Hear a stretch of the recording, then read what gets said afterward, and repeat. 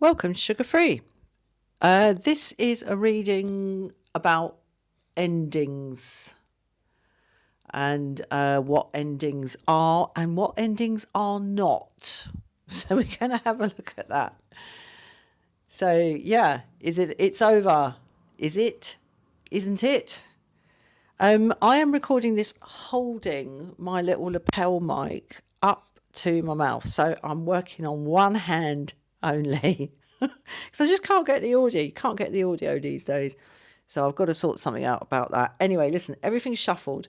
This is the major arcana of the ancient Italian tarot deck I've been working with and know really well. I've been working with this for about a decade.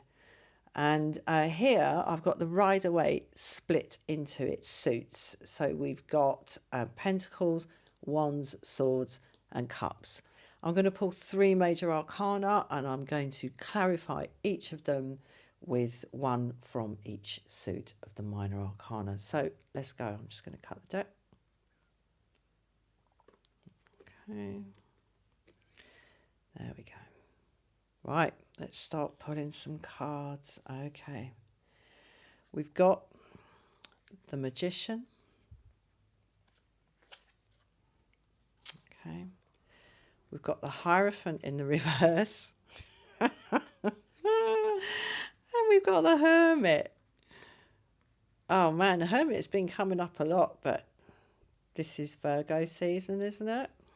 Anyway. Right, that's what we got.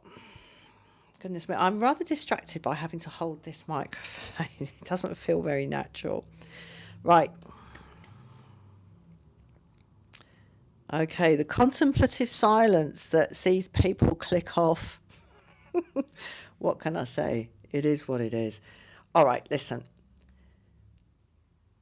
Card number one here, and it is card number one.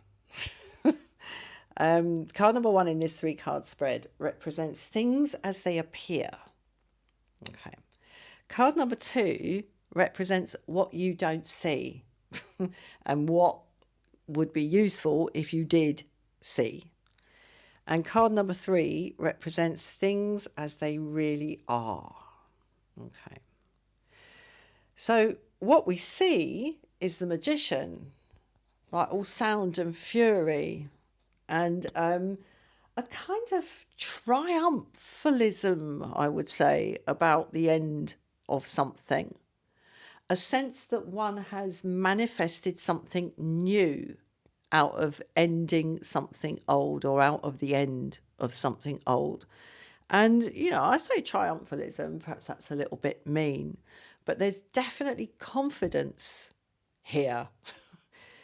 You know, whatever's gone on, we're actually feeling all right about it.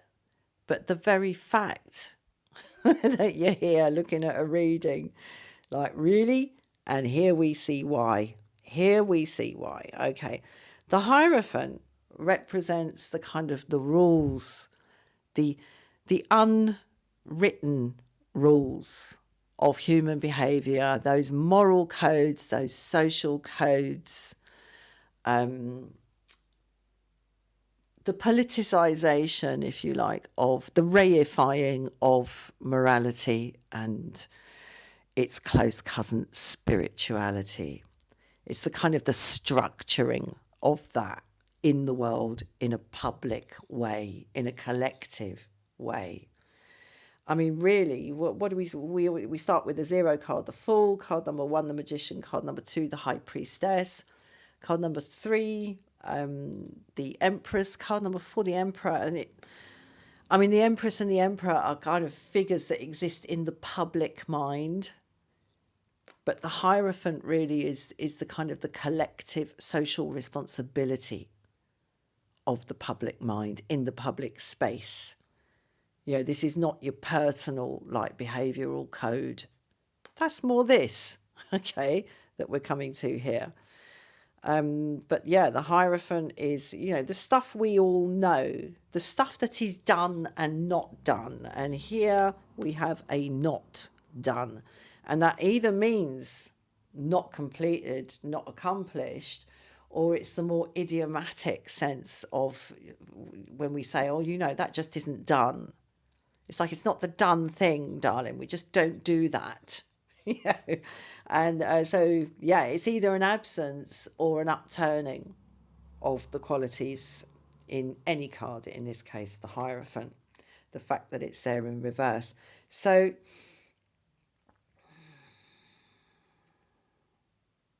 at the moment, I have to say it is looking like it's over. It is.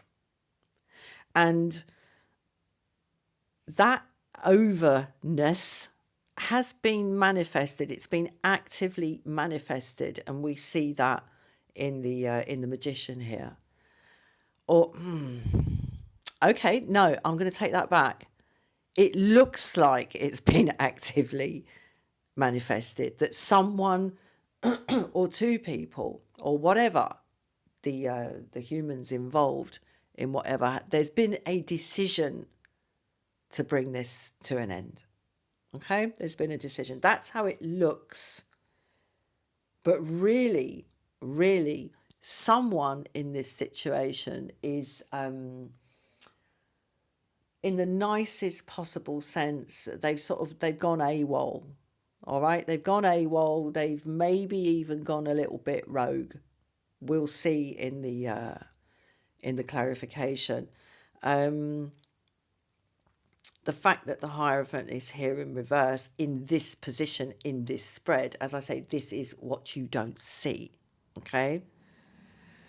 Perhaps more damage has been done or is being done or whatever than it appears in this, and someone's really, really, really going their own way. Really going their own way. Might be you, might be them. Don't know. I think what this is telling me is that the ending, is it over? It's over.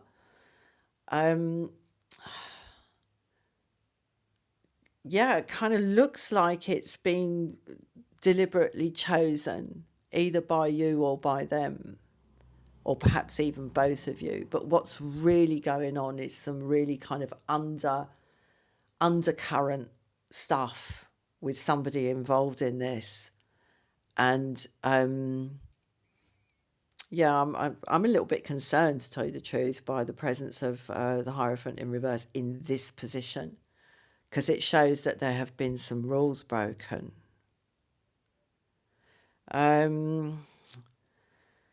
Yeah, I don't know. I mean, maybe, as I say, I haven't changed my mind. I do think this is saying that it is over. Or certainly for now, which kind of blows the whole permanent state of it out the bloody water, doesn't it? Sorry, guys.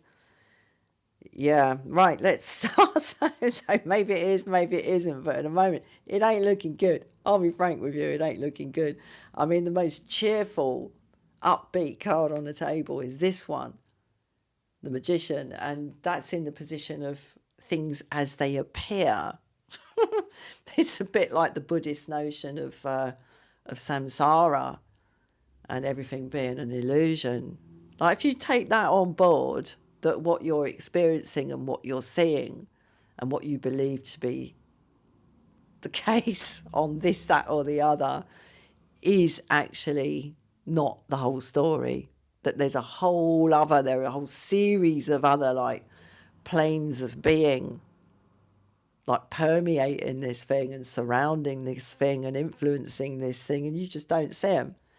It's like that thing about certain animals can see infrared and we can't, or all that kind of stuff. How the world looks to a bee, and everything's like funny colours, as we would call it, because we only see what we see in our spectrum.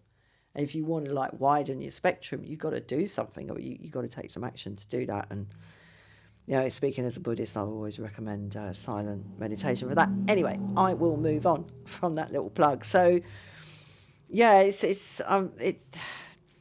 is a kind of not antsy, but there's something faintly queasy about this spread here. Yeah, if this was like a nice kind of clear, cheerful narrative, I'd be going, "Yep, it's over." Unless there was something really obvious there, like the flipping judgment cards sitting there in bold upright. But that's not the reading we've got. We've got a real kind of inward, kind of solo view of things here. The hermit is about contemplation, inner contemplation and self-contemplation, and really examining really the matter of what your internal rules are, and how you best manage your affairs in the context of other people and other sentient beings in the world. It's internalization of those things, and that shit can go rogue. When someone's isolated, or perhaps angry or unhappy about something. Yeah. Anyway, so yeah, I'm not totally at ease with this energy. So I best pull back from the "yep, it's over," because I'm pulling back from that now. Anyway, let's start clarifying and see what we get. Okay. Right. Well, from one cheeky confident dude to another cheeky confident dude. All right, we've got things very, very much still up in the air, could go either way here. And straight away, we're moving into equivocation. We're moving into not necessarily uncertainty, but here we've got, yep, done that. And here we've got, oh, have I? Maybe I've done that. Maybe I have done it. Maybe I haven't done it. Like dancing away, juggling these great balls of fire. Flipping heck. So yeah, we're into another. Straight away, we're into equivocation. Okay. Nine of Wands. Oh, the Nine of Wands here, and he's hiding behind his fence, and he's hiding in his cave. This dude's just hiding in plain sight, mate. Oh man, defensiveness, and like feeling so embattled that you just don't want to take any flipping action at all. You are scared. You've done what you've done in this card. Like, they've done what they've done, you've done what you've done, and you're just hanging on to that bloody thing for dear life. There's a sort of, this is my story and I'm sticking to it kind of energy here. So we've got, yep, done that. Maybe not. Yes, I have. Let's see what we get in the swords. Oh, wow, very confident. Very confident, and perhaps not necessarily foolhardy, but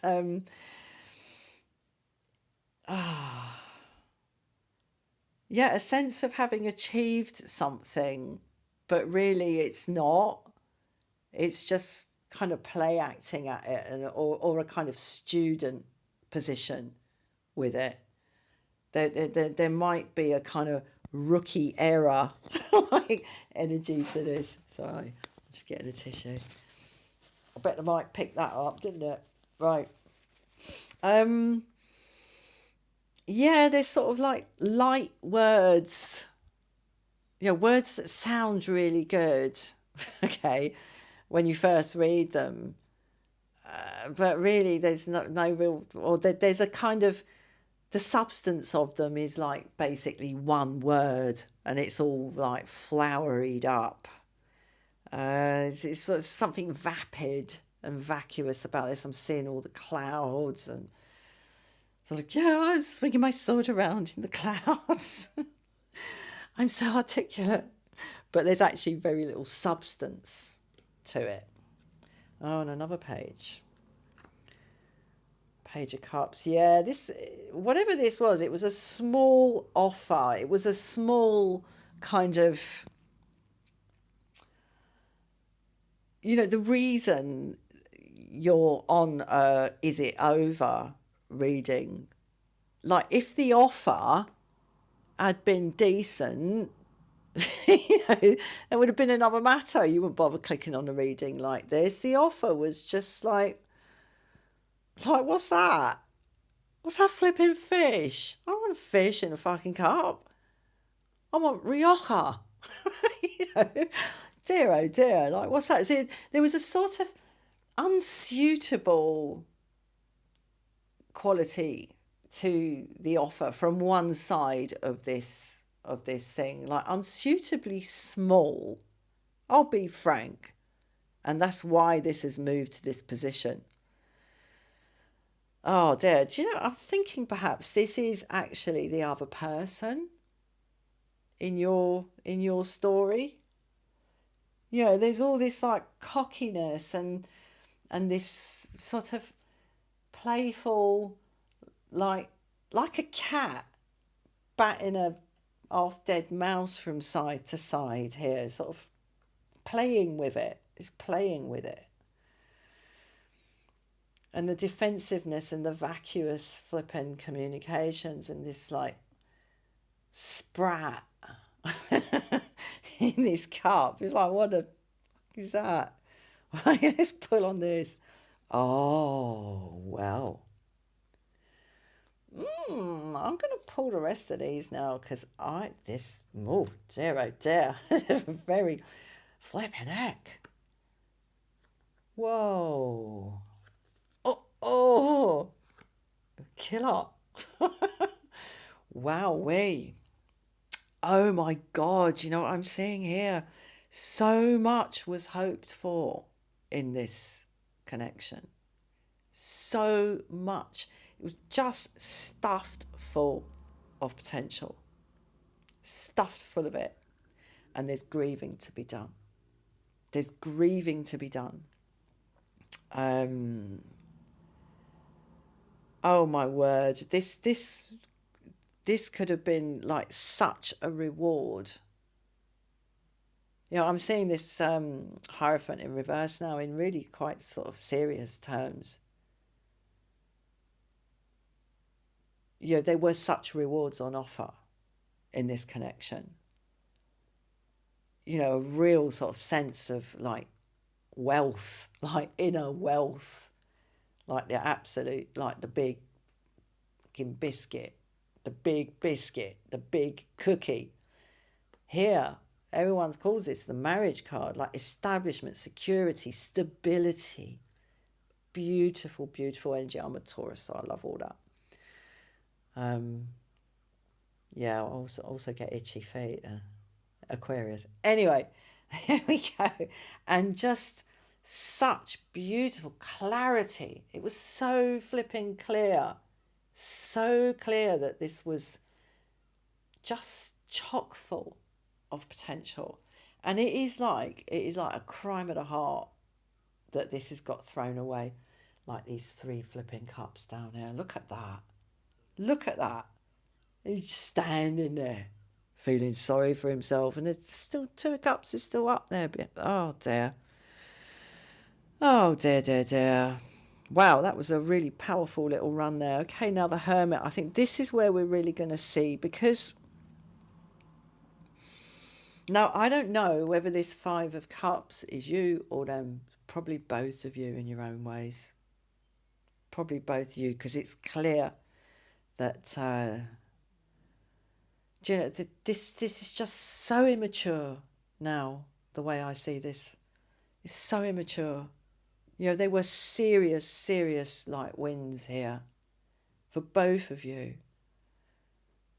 It just strikes me this dude, the Hierophant, can carry out marriages as well. There's like two cards of marriage on its head. I don't take reversals, by the way, in the minor arcana bits in case one comes up in reverse. What a shame. This is a shame, man. Right, let's get on to the Hermit. I think this is going to be very, very interesting. Okay, Queen of Pentacles now. And what I'm getting off the Queen of Pentacles straight away is this real kind of stillness. She's so still. She is so still. And her full attention is bestowed in one direction. She's got absolutely everything she needs. This is like minor arcana. This is like I was going to say Nine of Cups. Minor arcana, Nine of Cups, and that is Nine of Cups. But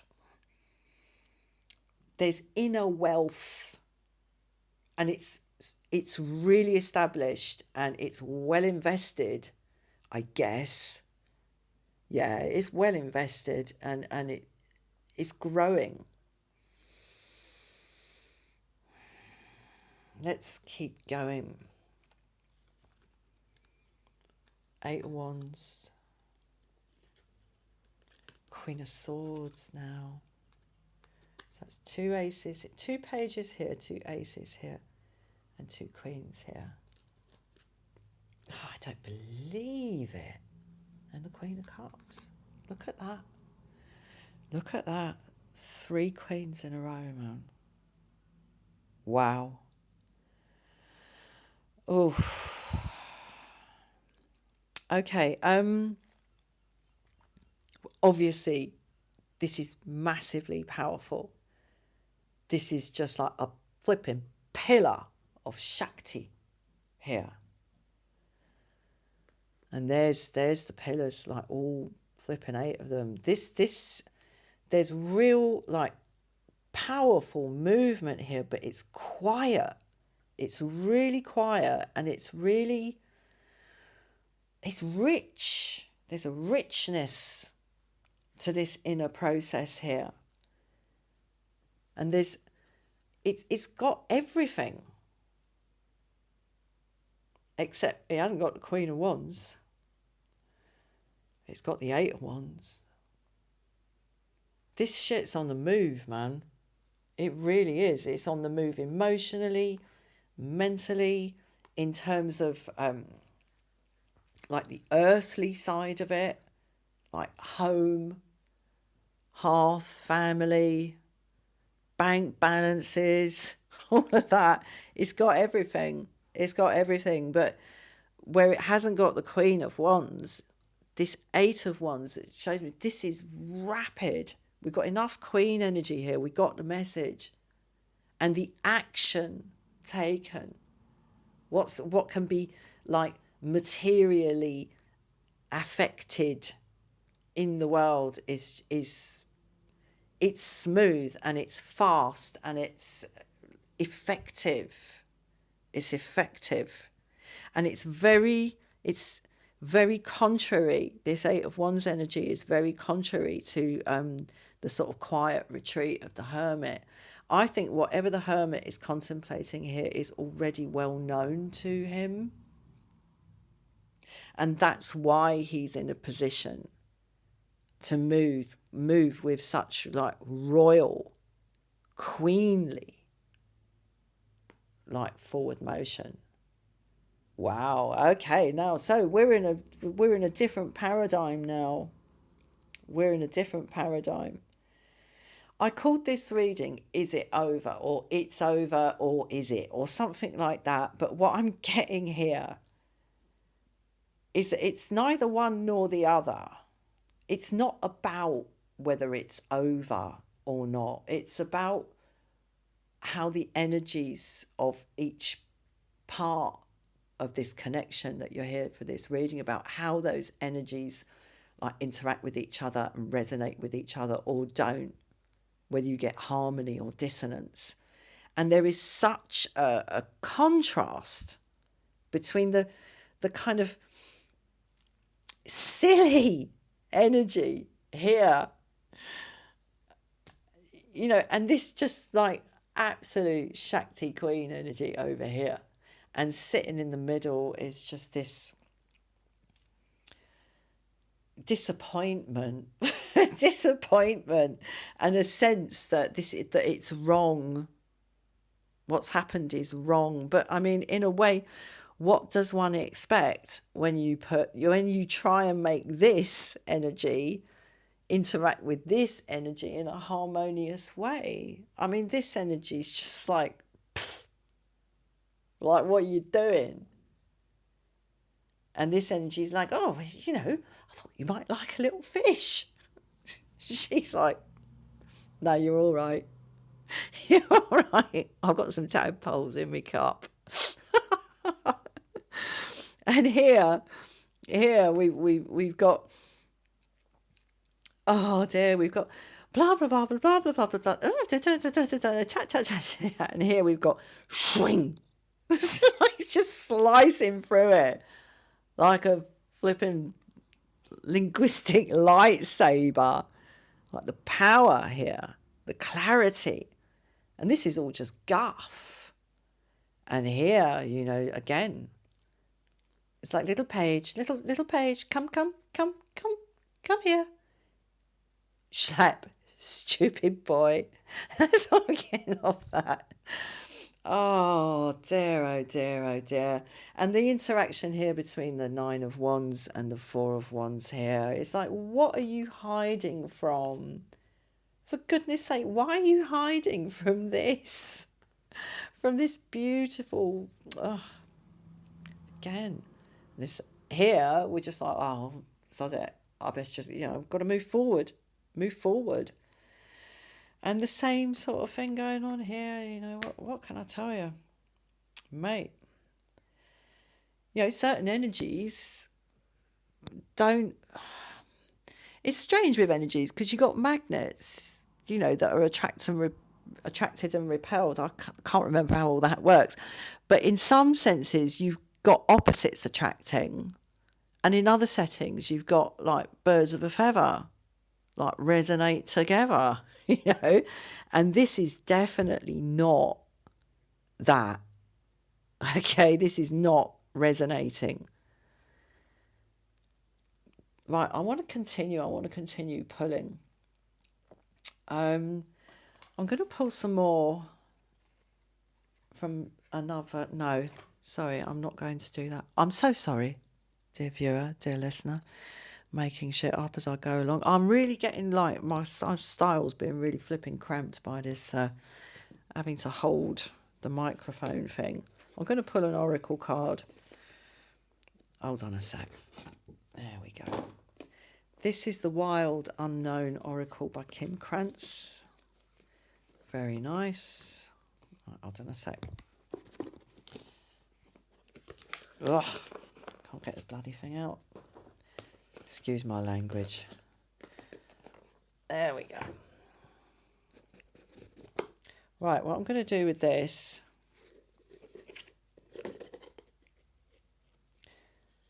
Now, these have been shuffled. There we go, look at that. Cosmic! All right, they have been shuffled, but I'm just going to jig them around a little bit. There's tons of them, so very unlikely to get any repeat. Oh, look, fancy that. Right, come on.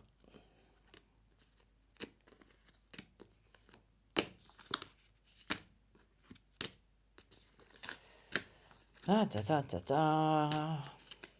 I'm going to pull one for each column. Oops, where have the rest of those cards gone? Oops, they got mixed up. They got mixed up in the other deck. Right, I'm going to pull one for each column. This is so interesting. Because, I mean, clearly there was an awful lot of potential in this connection. I'm flipping Ace of Pentacles, Four of Wands, Ace of Swords. Beautiful. Beautiful. It works on so many fronts. And then we get the Queen of Cups turn up here. We haven't got the King of Cups. So that's more like that. This is like a sort of... This Five of Cups is like a sort of a banished or abdicated flipping King of Cups in this setting. Like so much was possible. Dear. Right. So here we go. Oops. Right, I'm going to hold that one. Okay, we've got the healer for this column. Sorry, let me move that down a bit so you can see it better. Such beautiful cards, they're worth having a good look at. The Sustainer. Oh dear, your heart won't want to let go of this, whatever it is. Bless your heart. Ooh. And gnosis. Knowing.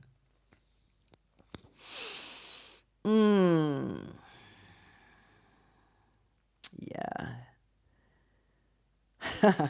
Okay. Sorry, I hope that didn't get really loud there. Sorry. I forgot I was holding the mic. Um, there's a lot of healing to be done here. There's an inappropriateness about this energy. There really is. I mean, when we start off, we go from like the magician, like huzzah, you know, here I am kind of thing. I mean, it's card number one. You got card zero, the fool, I am, and you got card number one, the magician, going, thus I can. This is all about action and manifestation. We end up with this like sprat in the cup. It's like, what's that? There's a lot of healing to be done here. A hell of a lot. You know, somebody with this energy, the magician, ending up like this faintly ridiculous page. How does that even happen? Where does that energy drain away? There's healing to be done here. Okay. Whatever was possible, I will say more about that. But okay, listen, I'm just going to come out and say it. We have to accept that people can only heal themselves. And they will only heal themselves if they want to. If the hobble of not being healed is bigger, greater and worse than the hobble of getting your nut down and trying to sort yourself out. You know, it's just it's like a quid pro quo. It's really like harsh, basic flipping economics, you know, and in a sense, you just got to leave it. You got to leave it because this drainage is so like, it's just, it's normal for them. You know, it's normal for them. And, well, perhaps for you, but I'm getting it's for them. You're over here, of course, for all the queens. Oh, dear. Yeah, the sustainer stepping back and, you know, no matter how much you know, notice that all this potential existed here. And potential that existed will, dear viewer, dear listener, always exist because it doesn't even become potential unless it's possible. Okay? And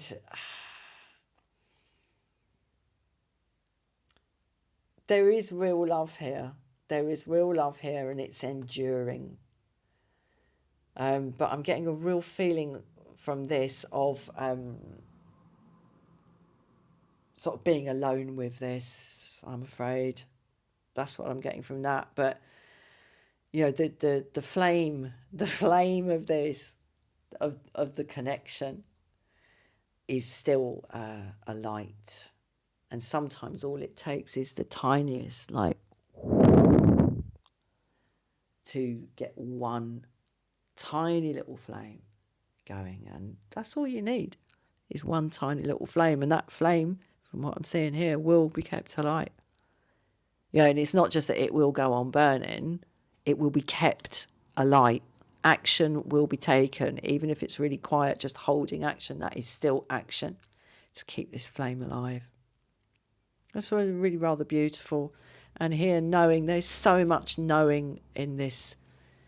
You know, the Queen of Cups knows what's in the cup. And the Queen of Swords knows what she's going to say. And the Queen of Pentacles knows what she's got. Flipping heck. It's all known. And that's also why the energy of this Eight of Wands is so swift and clear and effective. All backed up by the knowing, the knower, the hermit. That's what happens when you stick yourself in a cave with one stick to help you negotiate gravity and one flame. It's just one flame. There's that flame again. I mean, in a way, the presence of all this queenly energy really does kind of suggest to me that you don't even need to take this. This action here in the Eight of Wands is not necessarily or solely or even at all anything to do with this connection. This is to do with the knowing, okay? This is to do with you and your knowing of what the right way to go is. And I mean, you don't need to, you can't do anything. That's what I'm getting here. This is so profound, this drainage. Like these leaks, these energy leaks, these like flipping energetic hull breaches that this person is living with. Flipping it. There they are, you see, look at that. Look at that. I just noticed that. I know that's not necessarily what the card symbolises in the mind of the creator of the cards, but that's what I'm seeing here. These holes, man. You've got the 3 holes and the 3 snakes. The healing needs to happen. And healing always wants to happen. Okay, but yeah, we can't do it for other people. We really, really can't. And it doesn't matter how much you love someone. It doesn't matter how warm that flame is, and it doesn't matter how much potential there is in this connection. People will only heal when they're ready to heal. And perhaps that's what is really, truly known here in the Gnosis, in the Shakti. So yeah, maybe it is over, maybe it isn't over. But the power of this, things as they really are. Remember, things as they appear, what you don't see, things as they really are. And engaging with this and being real about the disappointment and real about, the disappointment of all the potential seeming to be drained out of this situation. But accepting this and really engaging with this like brings forward motion into this Shakti. Because I tell you what, there is nothing more powerful or liberating than not being afraid of the truth. There probably is. I think probably like nirvana, enlightenment is probably a bit more powerful than that. But for earthly creatures, there is little more powerful than, not being afraid of the truth. Yeah, if you engage with the truth, even when you really, really, really, really, really fucking don't like it, and it's kind of revolting, or feels revolting, whether it's about others or about ourselves. If you're not afraid to engage with that stuff, then nothing can ever get you, so to speak. And you're free. You're rich. You're rich and you're effective. Wonderful, wonderful. Right, listen, I could witter on for ages. It's been nearly 40 minutes. I'm going to leave it there. So thank you so much for watching this. And give it a like, give it a, the thing, feed the algorithm. All right, thank you so much. I'll see you soon. Bye-bye.